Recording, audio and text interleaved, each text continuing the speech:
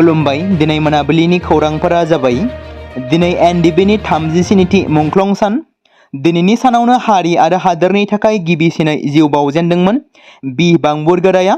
दिनै बिथांनिनो 37थि मुंख्लं सानजों दिनै फालिनाय जादों गोबां जायगायाव। बेबादिनो धेमाजि जिल्ला एक्स एनडिबिआ एनडिबिनि 37थि मुंख्लं सानखौ फालिदों। बे हाबाफारिखौ धेमाजि जिल्ला बारग' एक्स एनडिबि खौसेथि आफादनि गाहाय मावखुलियाव सानसेनि मेहेरगोनां हाबाफारिजों दिनै गाजा गोमजायै फालिनाय जादों। हाबाफारि बायदियै आफादनि फिरफिलाखौ बिरहोयो धेमाजि जिल्लानि एक्स एनडिबिनि आफादगिरि प्रफुल्ल बर'आ। फिरफिला बिरहोनाय हाबाफारिखौ मावफुंखांनायनि उनाव मुंख्लंफोरनो बिबार बावनाय, बिफां फुलि गायनाय बायदि बायदि हाबाफारिखौ मावफुंनाय जायो आरो बेजों लोगोसे गोबां मेलेमजिबि बिथांमोना दिनै बे हाबाफारियाव बाहागो लाफैनानै हाबाफारिखौ जाफुंसार खालामो। नैथि खौराङाव दं बिटिसिनि बारग' सिफ हाग्रामा महिलारि एबा बिपिएफनि आफादगिरि हाग्रामा महिलारिया क'क्राझाराव थानाय बिपिएफनि मिरु मावख'आव बड'लेण्ड टेरिटरियेल काउन्सिल थामहिनबा बिटिसिनि बिसायख'थिनि थाखाय दोलोनि बिसायख'थि फोसावलाइखौ फोसावो। फोसावनाय बिलाइयाव मख'जाथाव रादायफोरखौ मख'नाय जादों। बेनि गेजेराव दङ हानि मोनथाय, 2005 मायथाइनि बिसायख'थि फारिलाइनि सायाव बिथा खालामनानै गोदान हा सारभे खालामनाय आरो हा एबा पाट्टा गैयै सुबुंफोरनो आयेनारि हानि मोनथाय होनाय, लाइमोन गोहो होनाय, जेराव लाइमोनफोरनि थाखाय गाव खामानि मावनाय हाबाफारिखौ मदद होनो थाखाय बोसोरफ्रोमबो 100 कोटी रां थि खालामनाय, समाज अनसाय, बैसोगोरा नोगोरारिफोर आरो बेंगुरा सुबुंफोरनि थाखाय बोसोरफ्रोमबो 10 कोटी रां होनाय, बेबादिनो आइजोफोरखौ गोख्रों खालामनो थाखाय 40 कोटी रांनि फान्ड, सुबुं अनजिमानि रांखान्थियारि लोरबां थाखोनि थाखाय बोसोरफ्रोमबो 50 कोटी रां। बे फोसाव बिलाइयाव बिटिसि ओनसोलनि थागिबिफोरनि गेजेराव मिजिं फोथायनाय आरो सोमजिहोनायनि थांखिजों जौगाथाय आरो अनसाय हाबाफारिनि थांखिजों मोन 98 उफ्रा समायखिराबो होनाय जादों।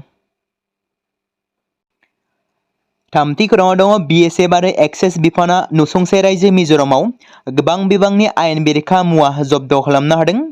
मिथिहोगानाय खौरांनि सायाव बिथा खालामनानै बिएसएफ आरो नारकटिक्स बिफाना आइजलाव संदाननानै गंसे गारिनिफ्राय 50,000 याबा टेब्लेट आरो मेटाम पेटामाइन टेब्लेटफोरजों लोगोसे माखासे मुवा बेसादफोरखौ जब्द खालामनो हादों, जाय माखासे निसा बेसादफोर। मिथिनो मोननाय बायदिब्ला बे टेब्लेटफोरखौ आसामनि श्रीभूमि जिल्लायाव रेजिस्टार खालामनाय AS10BC7343 नम्बरनि गंसे बोलेर' पिकआपआव दोनखोमानाय खथानिफ्राय बोखांनो हायो। बिएसएफआ फोरमायथिनाय बायदिब्ला जब्द खालामनाय टेब्लेटफोरनि बेसेना 7.5 कौटिसो जागोन। सिग्रोमग्रा हान्जाया बे आयेन बेरेखा मुवा बेसाद राननायाव लोब्बा थानाय श्रीभूमिनिफ्राय 3 साप्लायारफोरखौबो हमनो हायो।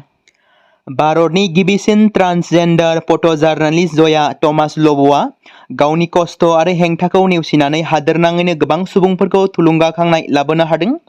मख'नो गोनां बाथ्रा दि मुम्बाइआव जोनोम मोननाय जयानि जाफुंसारनायनि दावबायनाया रांखान्थियारि जुजिनाय आरो समाजारि फारागथिया गोबां बेले-बेजे, नाथाय बेफोर जेंनाफोरनि गेजेरावबो बिथाङा फट'ग्राफिनि थाखाय गावनि गोसो गुदुंखौ लाखिनानै सल'फोर खिन्थानाय आरो समाजारि आयदाफोरखौ दिन्थिनायाव बाहायदोंमोन। जयानि थिरांथा आरो नांथाबनाया बिथांनि गोसो गुदुंखौ मोनसे जिउ राहायाव सोलायहोदोंमोन, जाय बिथाङा गुगोल इन्डिया आरो HSBC बायदि गाहाय ब्रेन्डफोरजों हाबा मावनो खाबु मोनदों।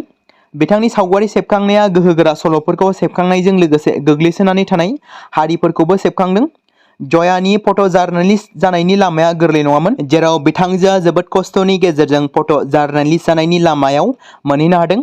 बियो गावखौ हेफाजाब होनो थाखाय मुम्बाइनि लकेल ट्रेनफोराव थाबायनो गोनां जादोंमोन, जेराव बिबायारि बायदि बिथाङा रां बुथुमनो गोनां जादोंमोन, जेराव बेबायदिनो बिथांजोआ सेकेन्ड हेन्ड केमेरा बायनो थाखाय थोजासे रां बुथुमनो गोनांबो जादोंमोन। गावनि लेन्सनि गेजेरजों बियो लामाखौ उनाव आवग्रिना लानो हायो। बिजेपि दोलोनि मेल मिथिङाव रायजो राजाफ्रा हेलिकप्टार आरो गेदेर गेदेर गारिसो नायनो थाङो।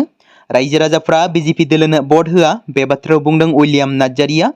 जमदुवार बियाबनि सिङाव थानाय माकटाइकाव गामियाव बिपिएफ दोलोनि बिसायख'थि फोसावदिं मेल जालाङो, जेराव मेलावनो बाहागो लादोंमोन जमदुवार बियाबनि बिपिएफ दोलोनि बिजाथि उइलियाम नार्जारि, एमएलए रबिराम नार्जारि बिथांमोनाबो बाहागो लादोंमोन। लोगोसे जानो गोनां बिटिसि बिसायख'थियाव जमदुवार बियाबाव दिनैनि समावनो रायजो राजाफ्रा लोब लोब ओंखारबोनानै देरहासार जानायनि इसाराखौ होखाबाय होननानै बाथ्रा बुंदों। जमदुवार बियाबा मोन 40 बियाबनि गेजेराव सेथि मासियाव थागोन आरो बे बियाबनि रावबो दोलोआ जेबो गोहोम खोख्लैनो हानाय नङा आरो बिजेपि दोलोनि मेल मिथिङाव रायजो राजाफ्रा हेलिकप्टार आरो गेदेर गेदेर गारिसो नायनो थाङो होननानै बेबादि जमदुवार बियाबनि बिपिएफ दोलोनि बिजाथि उइलियाम नार्जारिया फोरमायो। पेहेलगाम गाग्लोबनायनि गोहोमखौ भारत आरो पाकिस्ताननि गेजेराव जानो गोनां बादायलायनायावबो मोनदांनो हादों। सोलिबाय थानाय एशिया कापआव मोननै गोहो भारत आरो पाकिस्ताना लोगो हमलायगोन। सरासनस्रायै भारत पाकिस्तान मेचनि बेलायाव नायगिरिफोरनि गेजेराव मोनसे रंजानायखौ नुनो मोनदोंमोन थांनाय माखासे दानफोराव, नाथाय बेबाराव रंजानायखौ नुनो मोननाय जायाखै। खौरां मोननाय बायदिब्ला जानो गोनां मेचनि गोबां बिबांनि टिकेटफोरखौ फाननो हायाखै, जेराव दुबाइआव दुंहाव थासारिजों सोमजिदों। बेयाव जेबो रंजानाय गैया, नाथाय भारत आरो पाकिस्ताननि गेजेराव मोनानि 8 रिंगायाव गिदिर दाङाबाजिबो जागोन होननानै सानदांनाय जादों। आसामनि जौगानायनि गोख्रैथिखौ रावबो हेंथा होनो हाया।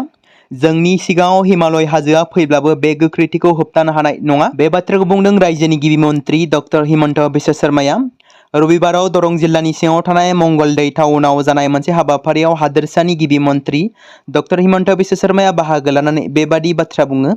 बेनि अनगायैबो दरं मेडिकेल कलेज आरो गुवाहाटी रिं रडजों लोगोसे गोबांथार गोनांथार मावथांखिफोरखौ बिथाङा बेखेवनानै होदोंमोन। बिथाङा बुंबावो दि हिमालयआ जोंनि सिगाङाव फैब्लाबो बे गोख्रैथिखौ होबथानो हानाय नङा। बिथाङा आरोबाव बुंबावो गाहाय मन्त्रिया 8,530 कोटी रांनि अनथोब लानानै फैदों। बिथाङा जथुम जानाय सुबुं थुबुरमाखौ सोंथि खालामनानै बुङो दि कंग्रेसनि समाव बेफोरबादि पेकेज मोनदोंमोन नामा?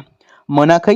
दिनैनि दिनाव बे खाम्फा गायसननाय हाबाफारियावनो गिबि मन्त्रिया एमपि आरो हादोरसा बिजेपिनि आफादगिरि दिलीप शइकिया मोना लोगोसेनो बाहागो लादों। लोगोसे एमएलएफ्राबो जयै बाहागो लानायखौ नुनो मोनदों। नाथाय कंग्रेसनि समाव बेबादि जायामोन होनना बिथां गिबि मन्त्रिया बुङो। बे समाव मोनसे गोनां फोसावथाय बर' सावथुन नायनानै मोजां मोनग्रा गासै बर' रायजो राजाफोरनि गेजेराव लानानै फैदों मोनसे बर'नि OTT प्लेटफर्म गोनां, जाय प्लेटफर्मनि गेजेरजों नोंथांमोना बर'नि गोदान गोजाम सावथुनफोरखौ नुनो मोनगोन। थांनाय माखासे बोसोर सिगां बर'नि गेजेराव लानानै फैनाय निउबो एप बायदिनो फिन आरोबाव लानानै फैदों बर' रायजो राजाफोरनि थाखाय। बे बाथ्राखौ मख'नाया गोनांदि 2025 मायथाइनि जानुवारि दानाव ओंखारनाय आंगो स्ट्रीम मुंनि मोनसे OTT प्लेटफर्म गोनां निउबो एपनि गेजेरजों नोंथांमोना गोबांथार बर'नि सावथुनफोर जेरै ट्रेजेडी, रमान्टिक, एक्शन आरो कमेडीजों बुंफबनाय सावथुनफोरखौ नुनो मोनगोन। जेरै सनानि नखर, थांखि गैयै समाज, अनसुला आफा, हिर', बिमा बायदि बाजै, अर, थैसाम, वान्टेड, संदान आरो रं नाम्बार बायदि सावथुनफोरा मख'जाथाव। बेफोर सावथुनफोरखौ नायनो थाखाय नोंथांमोना गिबियावनो आंगो स्ट्रीम एपखौ गाव गावनि मबाइलाव थानाय प्ले स्ट'रनिफ्राय डाउनल'ड खालामनानै लोगोसे इनस्टल खालामनानै गावनि मबाइल नाम्बारजों लगइन खालामनानै लाग्रोनांगोन। बेनि उनाव नोंथांमोना गोबांथार नुनो मोनै सावथुनफोरखौ गुगोल पे, फन पे आरो पेटिएमजों रं नाम्बार सावथुनखौ नायनो थाखाय 60 रां आरो संदान सावथुनखौ नायनो थाखाय 80 रां, वान्टेड सावथुनखौ नायनो थाखाय 60 रां, थैसाम सावथुनखौ नायनो थाखाय 60 रां बेबायदिनो गोबांथार नुनो मोनै सावथुनफोरखौ नायनो थाखाय सुबिदा खालामनानै होदों आंगो स्ट्रीम प्लेटफर्मा। फिन नोंथांमोननि गेजेराव फोरमायबावनो लादों बर' सावथुन नायनानै मोजां मोनग्रा गासै बर' रायजो राजाफोरनि गेजेराव लानानै फैदों मोनसे बर'नि OTT प्लेटफर्म गोनां, जाय प्लेटफर्मनि गेजेरजों नोंथांमोना बर'नि नुनो मोनै सावथुनफोर जेराव गोदान गोजाम सावथुनफोरखौ नुनो मोनगोन। बे बाथ्राखौ मख'नाया गोनांदि 2025 मायथाइनि जानुवारि दानाव दिहुनजानाय आंगो स्ट्रीम मुंनि मोनसे OTT प्लेटफर्म गोनां एपनि गेजेरजों नोंथांमोना गोबांथार बर'नि ट्रेजेडी, रमान्टिक, एक्शन आरो कमेडीजों बुंफबनाय सावथुनफोरखौ नुनो मोनगोन। जेरै रं नाम्बार, संदान, वान्टेड, थैसाम, अर, बिमा बायदि बाजै, हिर', अनसुला आफा, थांखि गैयै समाज, सनानि नखर बायदि बायदि सावथुनफ्रा मख'जाथाव। बेफोर सावथुनफोरखौ नायनो थाखाय नोंथांमोना गिबियावनो आंगो स्ट्रीम एपखौ गाव गावनि मबाइलाव थाखानाय प्ले स्ट'रनिफ्राय इनस्टल खालामनानै गावनि मबाइल नाम्बारजों लगइन खालामखांनायनि उनाव नोंथांमोना गोबांथार नुनो मोनै सावथुनफोरखौ गुगोल पे, फन पे आरो पेटिएमजों रं नाम्बार सावथुनखौ नायनो थाखाय 60 रां, संदान सावथुनखौ नायनो थाखाय 80 रां, वान्टेड सावथुनखौ नायनो थाखाय 60 रां, थैसाम सावथुनखौ नायनो थाखाय 60 रां बेफोरबायदिनो अर सावथुनखौ नायनो थाखाय 60 रां पे खालामनांगोन। बेबायदिनो गोबांथार नुनो मोनै बर' सावथुनफोरखौ नायनो थाखाय सुबिदा खालामनानै होदों आंगो स्ट्रीम प्लेटफर्मा।